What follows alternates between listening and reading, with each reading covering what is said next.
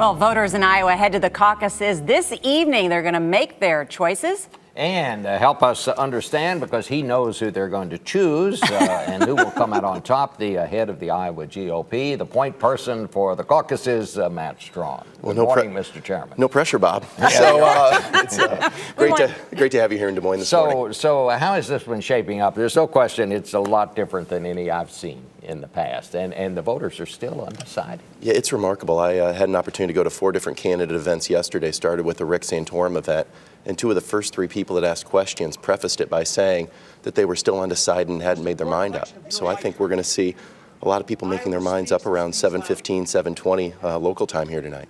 So who does that favor? Well, I think it favors the more organized candidate. I know people outside of Iowa always hear us talk about how important organization is.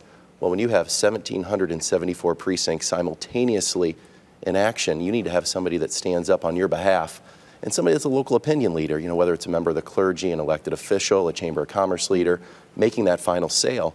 And even though the campaigns have kind of kept that organization stuff close to the vest, they have to show their cards tonight. We know that, of course, Rick Santorum has had the momentum, a lot of voter enthusiasm. We saw that in the Des Moines Register poll. Does he have the organization? Well, I think we'll find that out. I kind of joke, it seems Senator Santorum has been in Iowa so much, I half expect to see him at my breakfast table when I come downstairs in the morning. And Iowans reward that kind of hard work, and there's no question he's really caught wind and behind his back over the last few weeks. So I think we'll find that out tonight, but no question Congressman Paul has a strong organization. Mitt Romney still has a strong organization. So I think it's probably unprecedented how volatile this has been. What do you think Iowa voters will make of the tone of this campaign? You know, we've heard a lot of voters here, they're complaining about what's been on television, the sort of sewage that's been pouring out of the television set, these negative ads. Yeah, and then this morning right here, Norah asked Newt Gingrich, did he think that Mitt Romney was a liar? And he just said flat out, yes.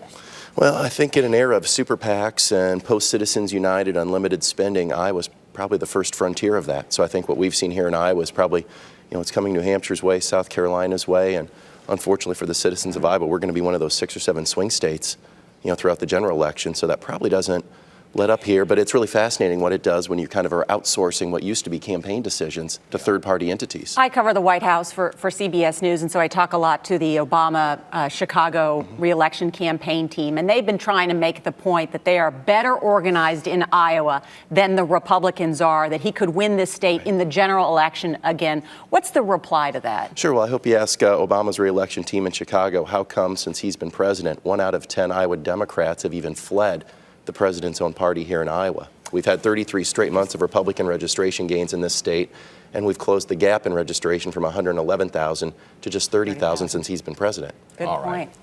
Well, thank you very much, Matt, for being with us this morning.